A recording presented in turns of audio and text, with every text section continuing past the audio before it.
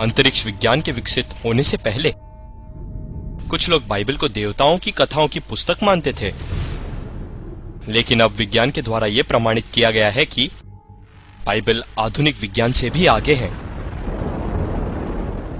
3500 वर्ष पहले कांस्य युग में अंतरिक्ष की अवधारणा सत्य से बहुत दूर थी। प्राचीन भारतीय विश्वास करते थे कि पवित्र जंतु पीठ पर पृथ्वी को संभाले रहे हैं। सुमेरी सोचते थे कि पृथ्वी समतल है। प्राचीन लोग ऐसा सोच भी नहीं पाते थे कि पृथ्वी अंतरिक्ष में लटकी हुई है। लेकिन 3500 वर्ष पहले कांस्य युग में लिखी अय्यूब की पुस्तक में आधुनिक खगोल विज्ञान का ज्ञान पहले से लिखा गया था। पृथ्वी को लटकाए रखता है। बाइबल पृथ्वी का वर्णन ऐसे करती है जैसे किसी उपग्रह से उसकी तस्वीर खींची गई हो। यह साबित हुआ है कि अय्यूब की पुस्तक 3500 वर्ष पहले कांस्य युग में लिखी गई थी। कांस्य युग में लिखी अय्यूब की पुस्तक में आश्चर्यजनक रूप से आधुनिक खगोल विज्ञान का ज्ञान पहले से लिखा गया था। आधुनिक युग के लोगों के लिए यह साधारण ज्ञान है कि पृथ्वी खाली जगह में लटकी हुई है। लेकिन कांस्य युग के लोगों के लिए भी क्या यह साधारण ज्ञान था?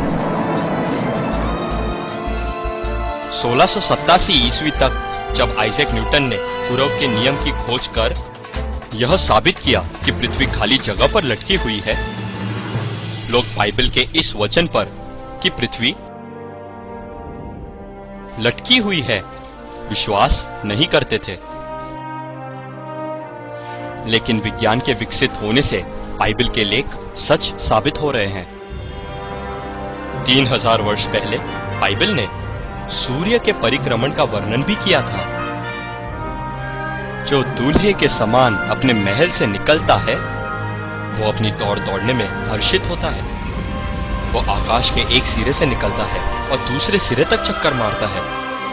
जबकि मानव जाति ने 20वीं सदी में इसकी खोज की है कि सूर्य आकाश गंगा के केंद्र में रहकर चक्कर मारता है। लिंडब्लाड ने साबित किया कि सूर्य 250 किलोमीटर प्रति सेकंड से चक्कर मारता है। सूर्य के चक्कर मारने के बारे में बाइबल के लेख सच साबित हो गए हैं। 3500 वर्ष पहले बाइबल ने ठीक रूप से पृथ्वी की भीतरी संरचना का वर्णन किया। यह भूमि जो है उससे रोटी तो मिलती है, परंतु उसके नीचे के स्थान मानो आंख से उल्टा दिए जाते हो। यह पृथ्वी विज्ञान की एक आधारिक जानकारी है कि भूमि के नीचे जिस पर हम खड़े रहते हैं धधकती आग की झील है। लेकिन 19वीं सदी तक लोग मानते थे कि परमेश्वर का यह वचन कि भूमि के नीचे आग की झील है सिर्फ बेतुकी है। 20वीं सदी में पृथ्वी की भीतरी संरचना की खोज की गई।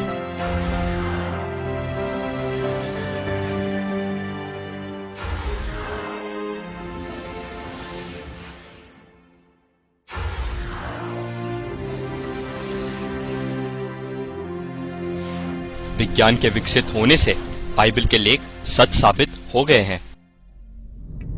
3500 वर्ष पहले किसी के पास जल चक्र के बारे में कोई जानकारी नहीं थी।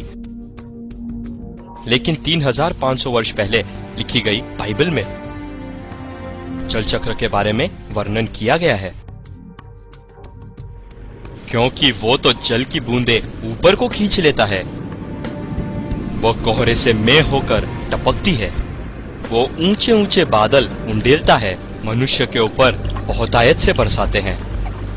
जल चक्र के 3 स्तर है, वशीकरण, घनीकरण और वर्षण। सूरज की गर्मी समुद्र या नदी की सतह पर लाखों टन के जल को हर दिन भाप बनाती है। ये भाप घनी होकर बादल बन जाती है। जब बादल में भाप के ये कण एक दूसरे से टकराते हैं तब ये वर्षा के रूप में आ गिरते हैं। 16वीं और 17वीं सदी तक जल चक्र के बारे में लोग कुछ नहीं जानते थे। पियर पेराउट और एडमंड मैरियट ने परीक्षण करके इस तथ्य की खोज की। विज्ञान के द्वारा फिर से ये साबित हो गया कि बाइबल के लेख सत्य है। इतिहास के महान वैज्ञानिकों ने विज्ञान के द्वारा विश्वास किया कि परमेश्वर का अस्तित्व है और बाइबल सत्य है। परमेश्वर जो भला है, उन्होंने हमारे लिए अंतरिक्ष को बहुत ही व्यवस्थित रूप से बनाया है। सूरज, ग्रहों, केतुओं की सुंदर प्रणाली सिर्फ किसी बुद्धिमान और सामर्थ्यवान की योजना और शासन के द्वारा ही चलाया जा सकता है, और इसी कारण वो प्रभु परमेश्वर कहलाता है। विज्ञान ने ऐसे ब्रह्मांड की खोज की है जो धर्म की दृष्टि में भी सही है। इस तरह से बाइबल सत्य है। इसमें परावैज्ञानिक दुनिया के बारे में भी लिखा है जो आधुनिक दुनिया से भी आगे है।